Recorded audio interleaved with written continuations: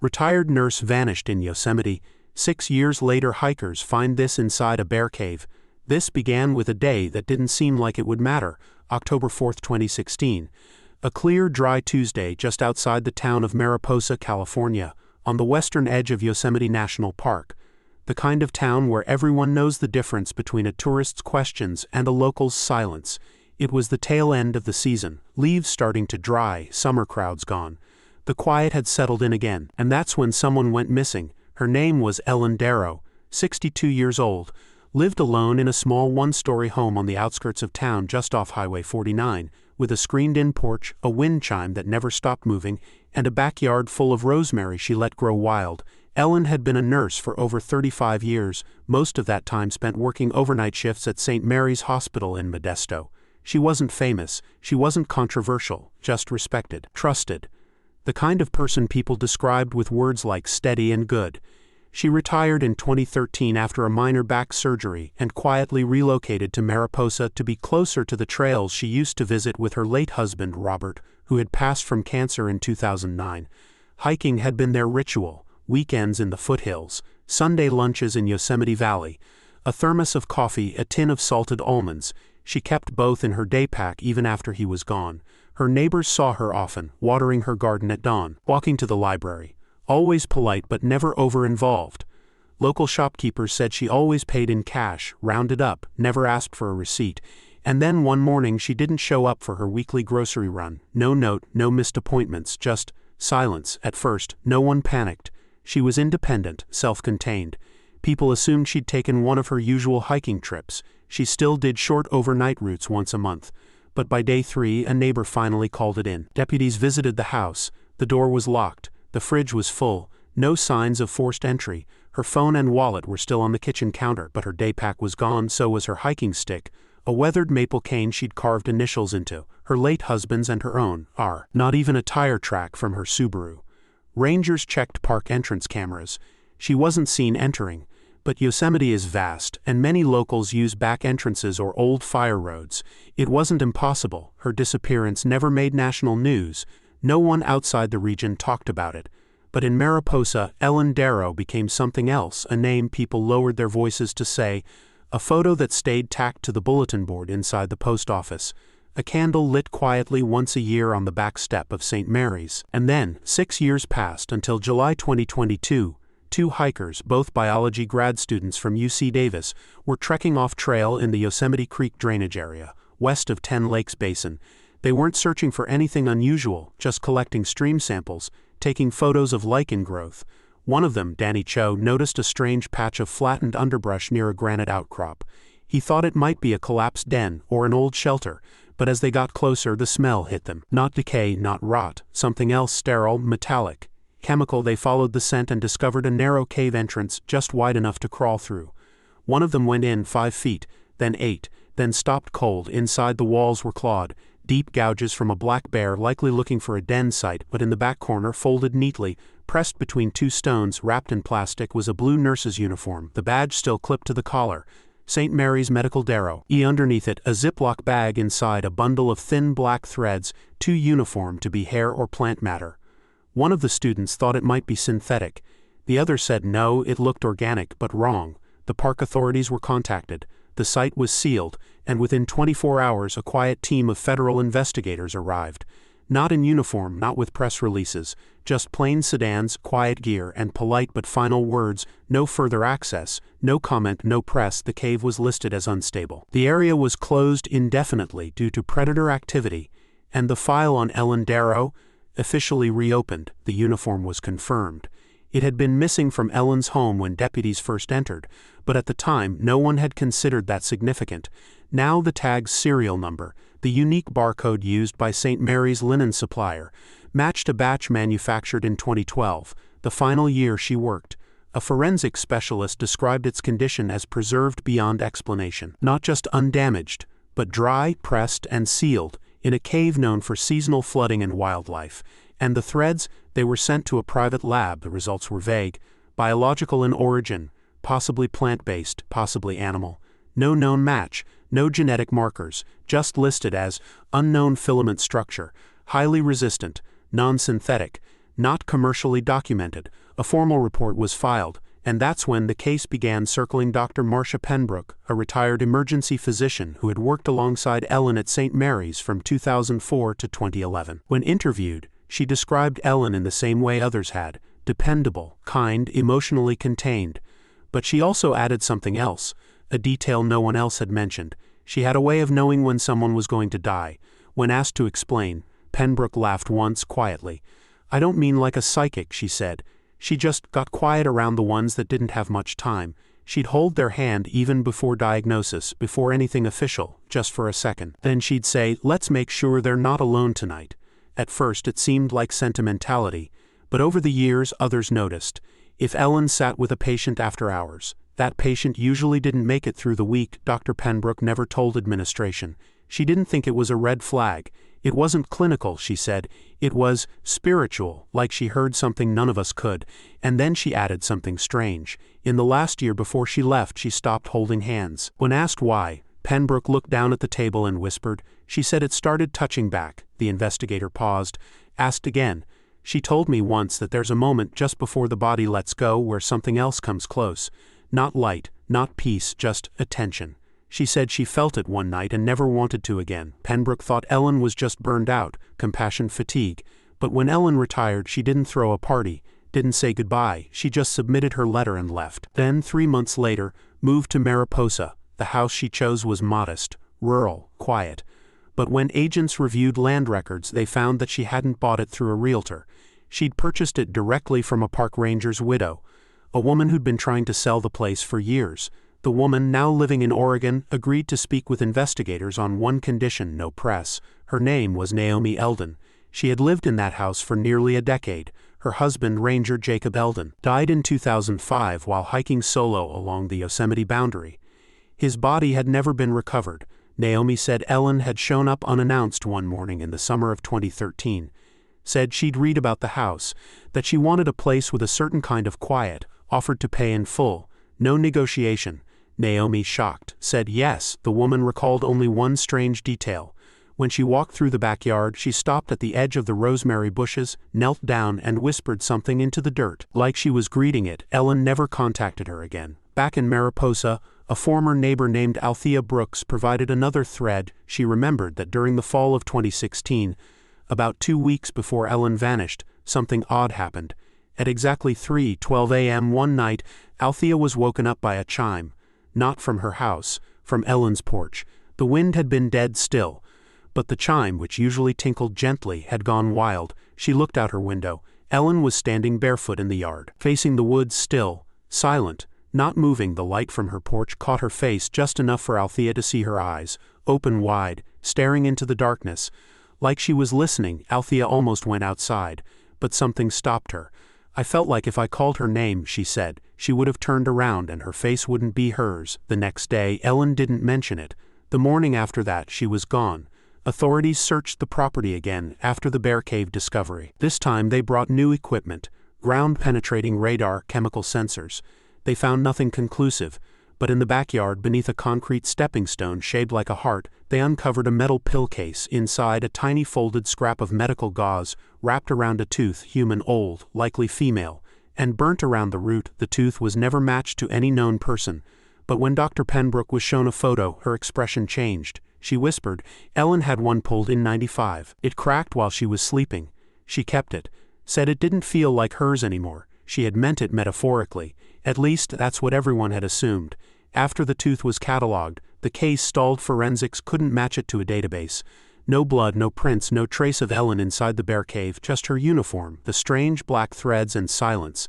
The press never caught on. A quiet report was filed, then quietly forgotten. But a junior ranger named Casey Elwood didn't forget. She'd only been working Yosemite for 2 years, part-time, mostly trail maintenance. But she'd been at the Yosemite Creek drainage area the previous summer, and something had stuck with her.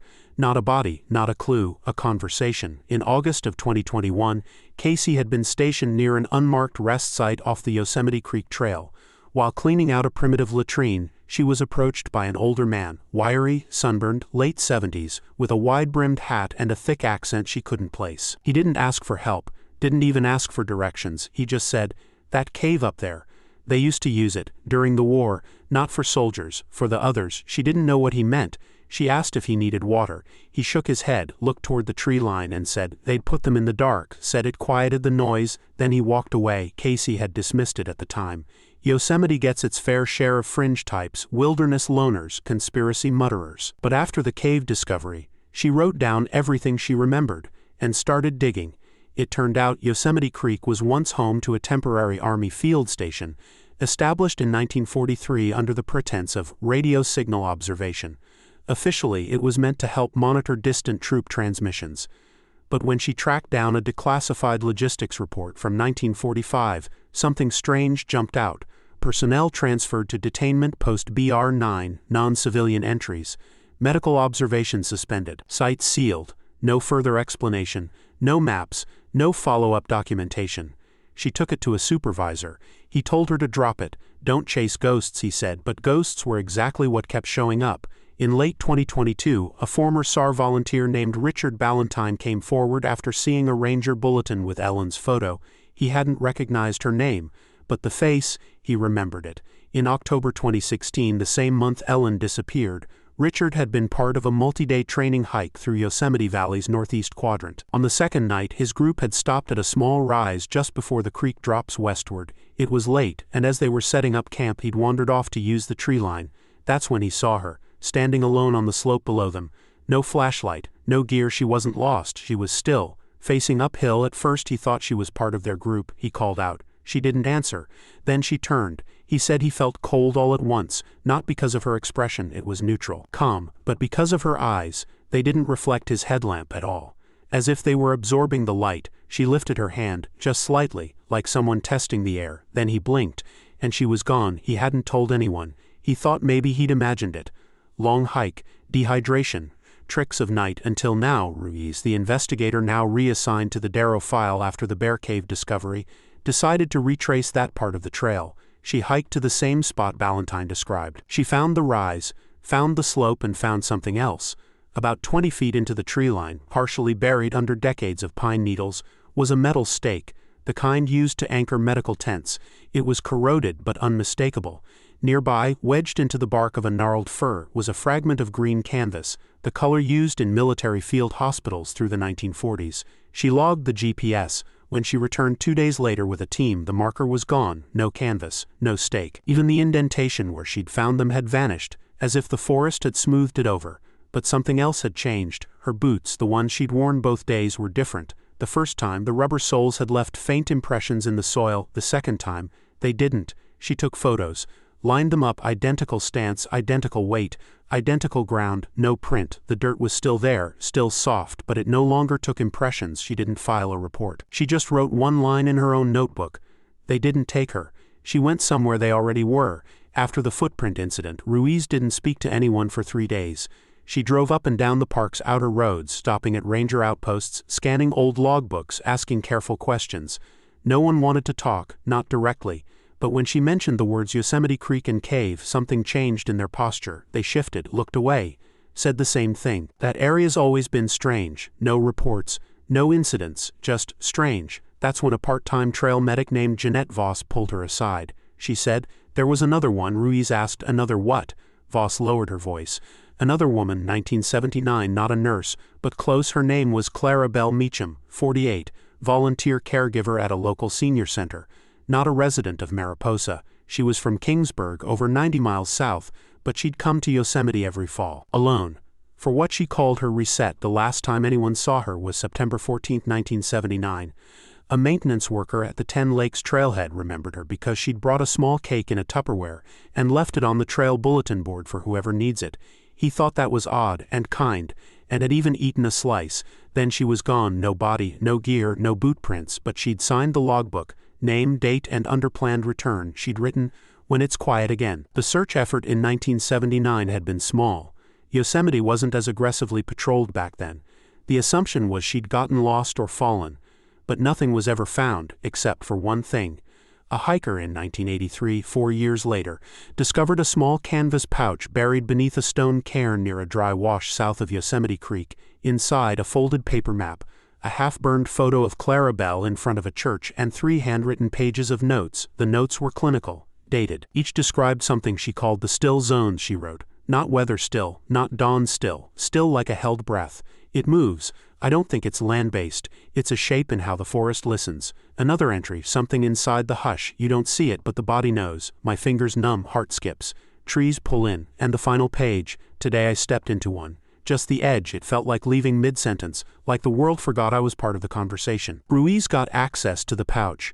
It had been kept in the back archives of the Mariposa Historical Society, never formally analyzed. Just labeled strange hiker artifact, 83, and tucked away in a drawer. When she examined the map, something clicked. Clara Bell had circled 3 areas, each marked with the initials SZ, likely her shorthand for still zone. One of them overlapped almost exactly with the location of the bear cave.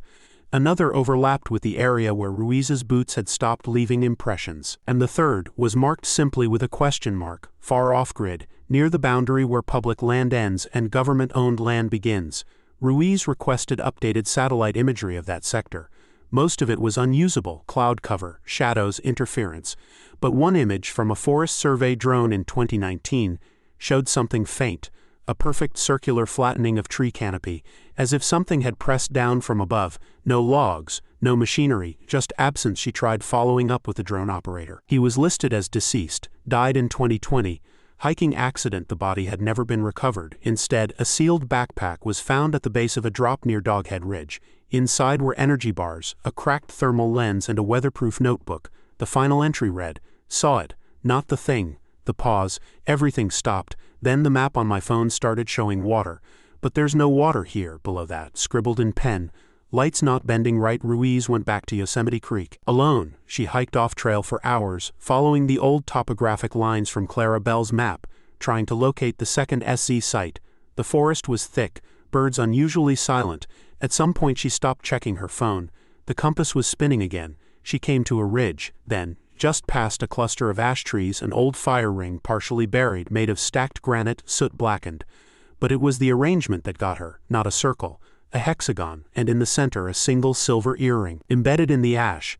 Not tarnished, no rust, just lying there as if placed. Ruiz took it, bagged it. She sent it in for analysis. The lab report came back. The earring contained trace levels of barium, strontium, and monazite, a rare earth mineral not commonly found in Yosemite, but sometimes used in deep earth geological surveying. There were no markings, no serials.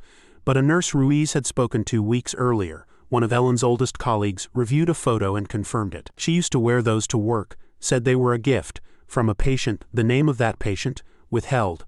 Psychiatric hold. 2008, admitted 3 times. Discharged. After the 3rd stay. Final note in his file, claims the forest has gradients, keeps trying to map silence. The patient's name was redacted in the hospital's public record, but Ruiz had enough context now to file a specific request under investigative privileges. After 2 weeks, a manila envelope arrived, hand-delivered, no return address. Inside, a photocopy of a psychiatric intake form, dated March 2008, from St. Mary's Medical in Modesto.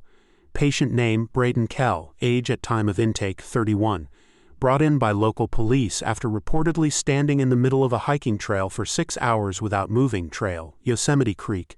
Condition upon discovery, coherent, nonviolent, dehydrated but unwilling to leave. When asked why he hadn't moved, he reportedly said, "I didn't want to interrupt it." Under presenting symptoms, the intake nurse had written, describes zones in the wilderness where gravity feels optional, claims stillness has depth, fixated on the word gradient, believes patterns in silence correspond to time displacement, no known drug use. There were drawings in the file, sketched by Braden in charcoal pencil during observation. Loops, arcs, strange hill-like shapes with small X's placed at points along invisible curves. One of the sketches had a title, Edge of the Sound, and at the bottom of the same page a note in a different hand. The attending physicians. Patient stopped speaking whenever Nurse Darrow entered the room. Would only write. Spoke again only after she left. Ruiz stared at that line. That detail was never reported, never followed up, but now it meant something. She tracked down the doctor who signed that note. Dr. Nolan Reese, long retired, now living in a care home near Sonora. He was frail, fading. But when shown the name Braden Kell, he whispered something immediately. He wasn't wrong. He just didn't have the vocabulary. Ruiz asked what he meant. Reese looked out the window, then said, "There's no pathology for truth out of sequence." He wouldn't say more, But he did give her one thing, a folder of old materials he'd kept in defiance of hospital policy, things he claimed had never sat right, inside photocopies of handwritten notes. They were from Ellen, not official records, not filed documents, just scraps, personal observations. Some dated, some not, all written in her soft slanted script. One line stood out immediately. His body was present, but his rhythm was missing. No breath to the room while he sat there. Like the air forgot how to circulate around him. Another, he said I had the sound in me too, that I'd stood in it once and didn't move. I don't remember, but I dream often of forests where footsteps echo differently going in than they do coming out. And finally this, the last night I saw him. He handed me something he made, told me to burn it if I ever heard the second silence. I didn't understand then. I think I do now. That note had no date, no signature, but on the back of the page was taped a small rubbing, like something pressed onto paper. Ruiz scanned and enhanced it.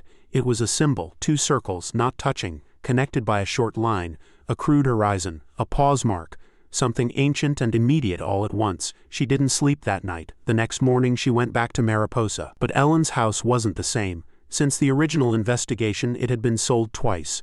New owners, new paint. But the backyard, the rosemary, was untouched, wild, overgrown, taller than ever. Ruiz walked the edge of it, tracing the stones Ellen once knelt beside.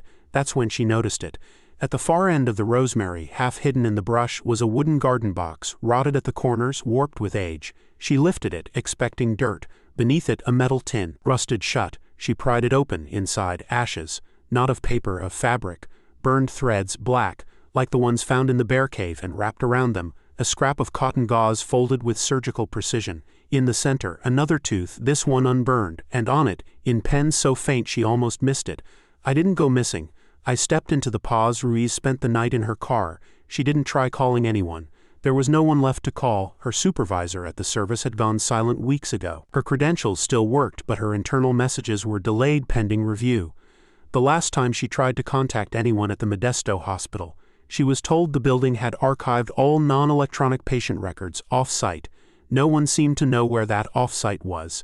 The next morning, she returned to Yosemite. She wasn't sure why. The park felt different now, not just in atmosphere, but in rhythm.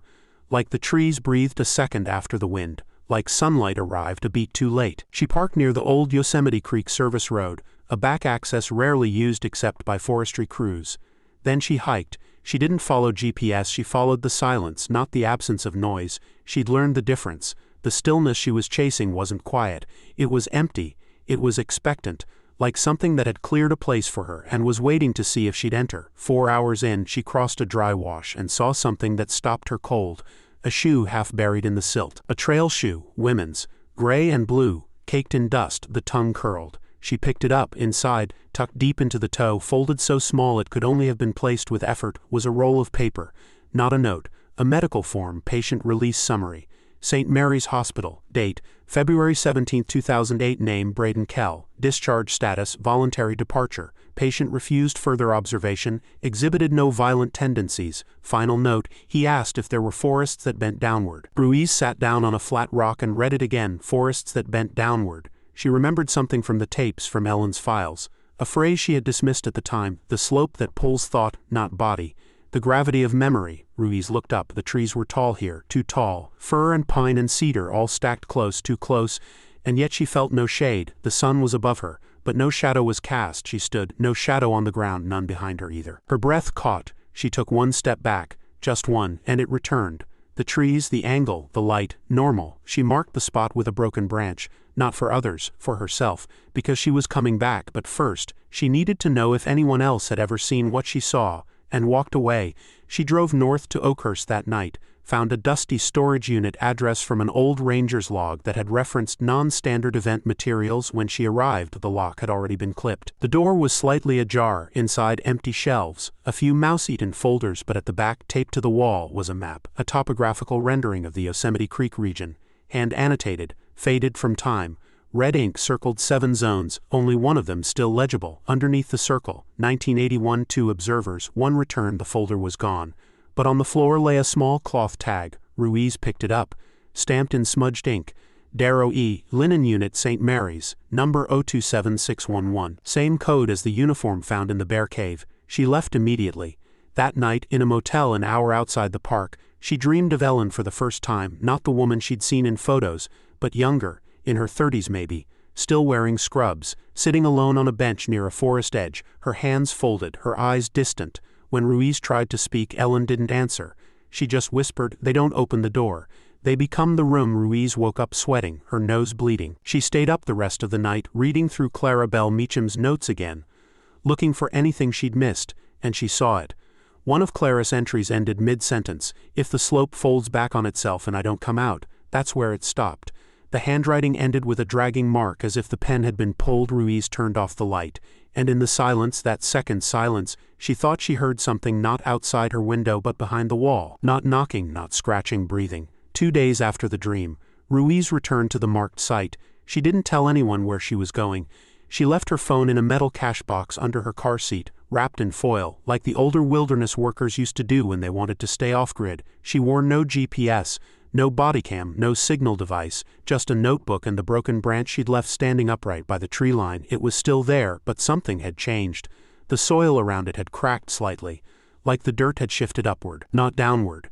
As if something underneath had stretched and flexed. She stood still for a long time. No wind, no sound. Then she stepped forward. This time the air bent, not in temperature, not in smell, in time. The rhythm of the forest, the expected sway of tree limbs, the scatter of small birds, the creak of distant roots, slowed, not stopped, just misaligned.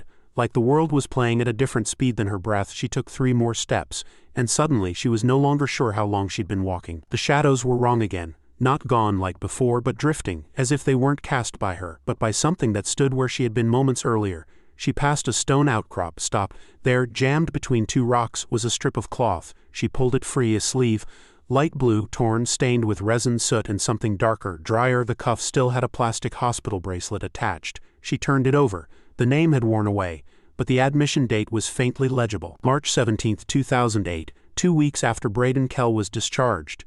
She looked up, 20 yards ahead, a clearing. It wasn't on the map.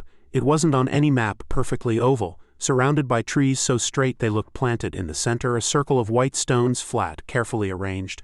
No ash, no soot, no footprints, just stillness. She approached, and in the exact center, resting neatly on a flat piece of bark, a sealed envelope, no dirt, no water damage, as if it had just been placed. She opened it. Inside, a single sheet of notepaper, folded once, handwriting, feminine, slanted. Very familiar. It was Ellen's. She wrote, "If someone is reading this, then you're looking for what can't be kept. I waited for it to return. I stopped fighting the stillness. I listened long enough to hear the part of silence that carries weight. I thought it was death. It wasn't. It was waiting for me to recognize it." Then a final line. The cave was never the door. It was the echo left behind once the room moved on. No signature, no coordinates. Ruiz stood in the clearing for nearly an hour, not moving. At one point she knelt and placed her palm flat on the ground, and the earth was warm, not sun-warmed, body warm, alive. She left the paper, took nothing with her. By the time she returned to her car, it was well past dark, but her clock read 3:12 p.m. That night she received a message, not a call, not an email, just a printed sheet of paper slipped under her motel room door, typed, no handwriting. It read, "You've seen enough. Let the rest remain beneath. The mountain forgets names for a reason." The next morning, her access badge failed. Her files had been pulled from the server.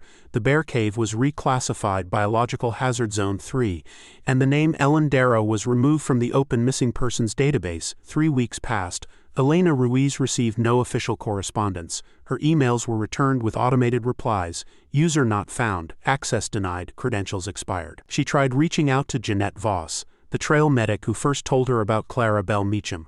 Her number was disconnected. Ruiz drove to her address.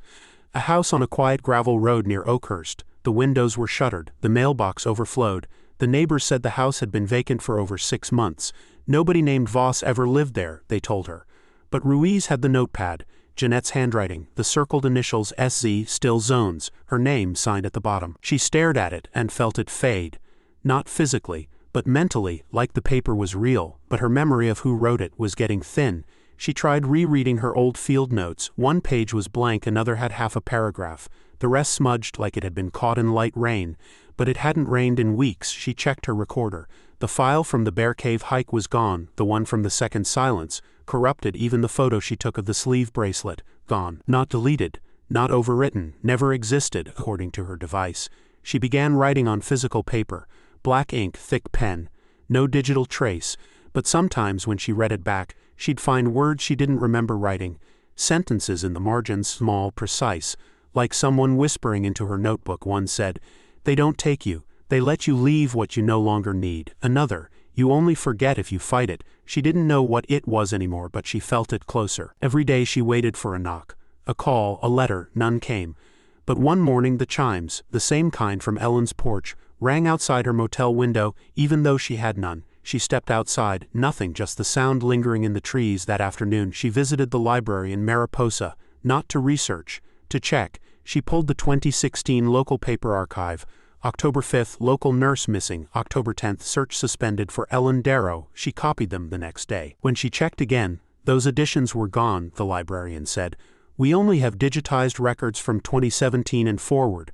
But Ruiz had the copy in her hand, except the name wasn't there anymore. The article read, "Hiker disappears near Creek Basin. Unconfirmed identity. Search efforts limited due to fire risk." No mention of a nurse, no Ellen, no quote from the neighbor, no photo. She took it outside, held it to the sun.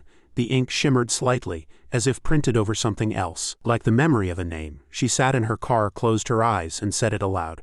Ellen Darrow, but it felt wrong, not untrue, just detached, like remembering a story you didn't live, only heard once, long ago, from someone you're not sure you ever met. She drove to Yosemite one final time, no goal, no plan, just a need to walk the edge one last time. She reached the same ridge near the clearing, and it was gone, not overgrown, not roped off, not changed, just like it had never been. No bend in the trail, no break in the trees, no memory in her muscles of how she used to get there. She sat on a rock and waited, and as the sun dropped, she felt it again, that second hush, that familiar pull, a tremble just behind the eyes. Not fear, not awe, just the quiet before the name leaves you. She took out her pen, wrote 4 words, "I remember," the pause, then folded the page, slipped it beneath a stone, and walked into the trees. Ruiz didn't return home. She kept moving, not far, just between places where she could still feel traces of what was once real. Trailheads no longer listed on maps, ranger stations with doors that didn't quite fit the frames, people who wouldn't speak openly but paused when they heard her last name. One of them, an elderly mechanic in Groveland, handed her a folder when she asked about old vehicles registered near the park in 2016. "I don't do missing persons," he said. "But this stayed with me," inside a photo. A Subaru Forester, silver, covered in dust, parked off a utility path near Ribbon Creek, well outside standard visitor areas. Date on the photo, October 6, 2016. The plate matched Ellen Darrow's car. It had been towed the same day by a private firm. Logged as abandoned. No report filed, no owner traced. The tow invoice had a signature. Ruiz didn't recognize the name, but the handwriting was Ellen's. It matched the note in the clearing. Perfectly, she tracked down the tow yard. It had since changed owners. Records were gone, but the new manager mentioned one oddity. "We kept that car in the back for a year, wouldn't start. Then one day, it was gone, gate still locked.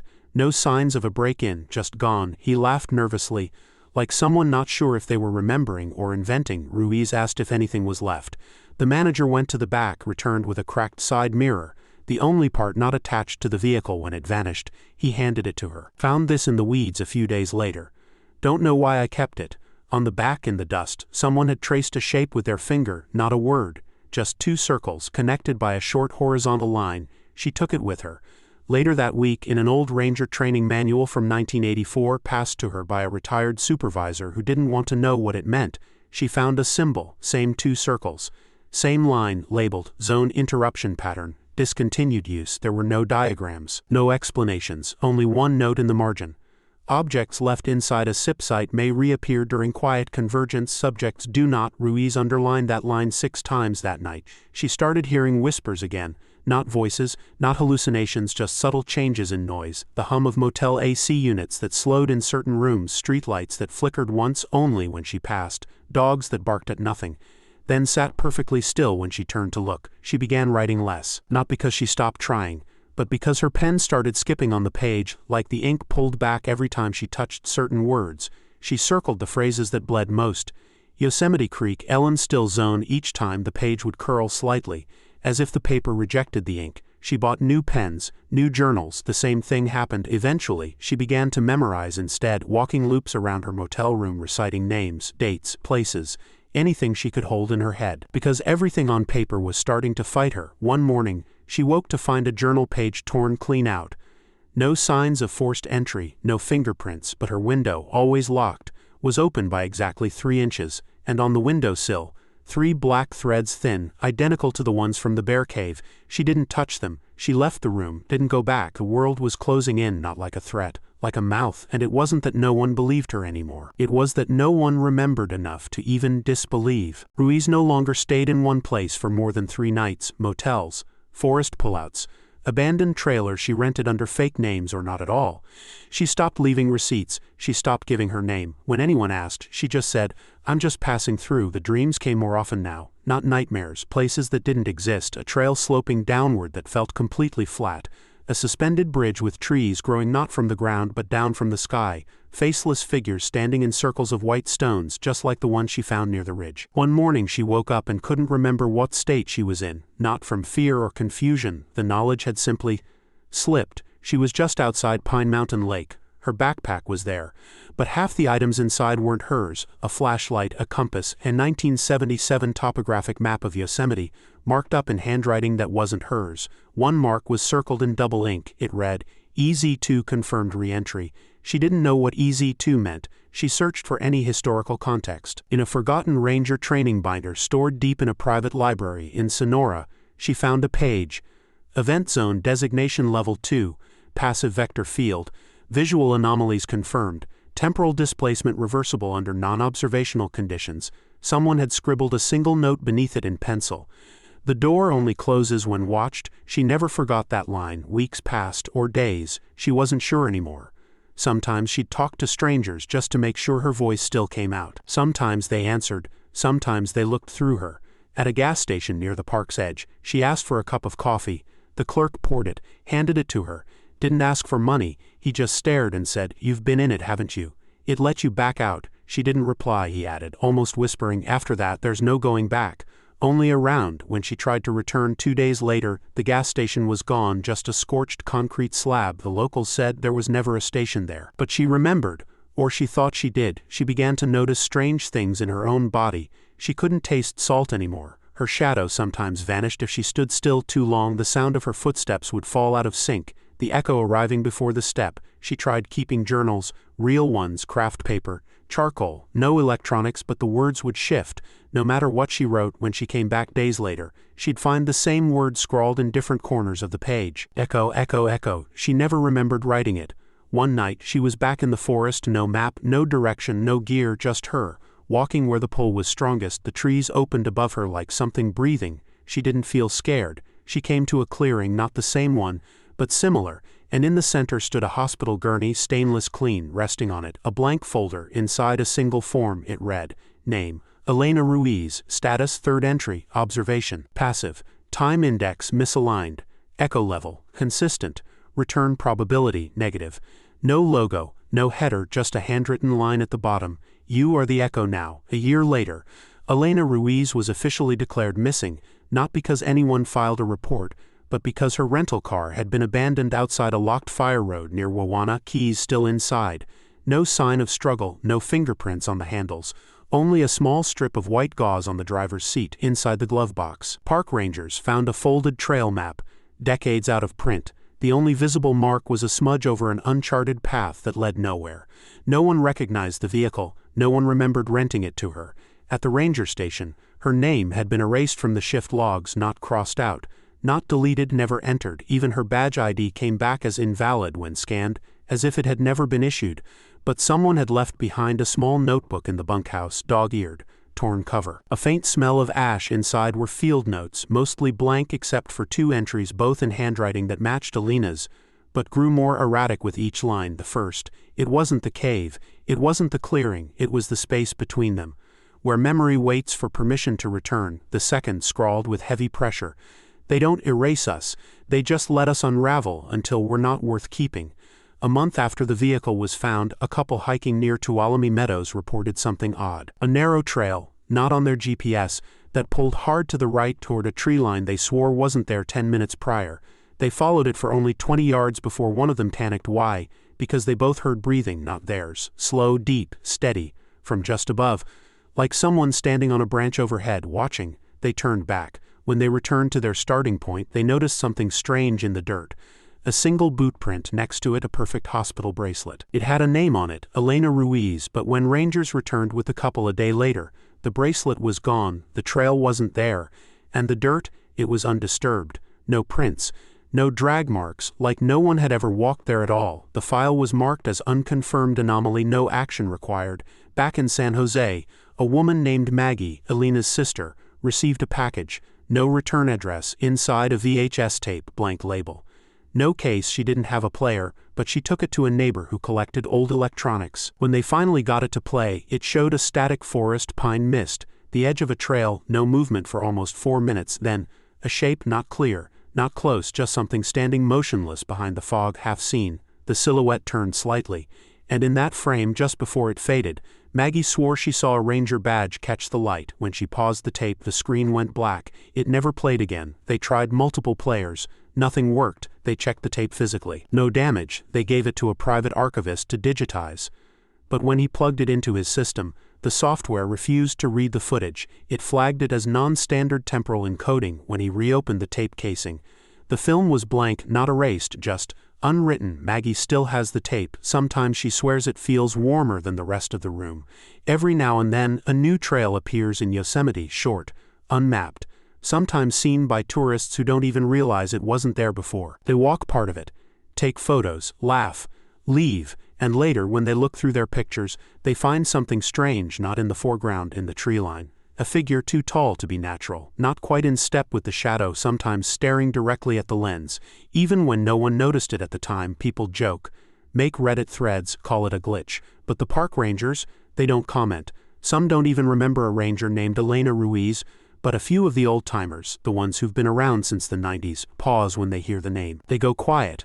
Then one of them says, "That name feels like something I should have known, like a voice I remember from a dream."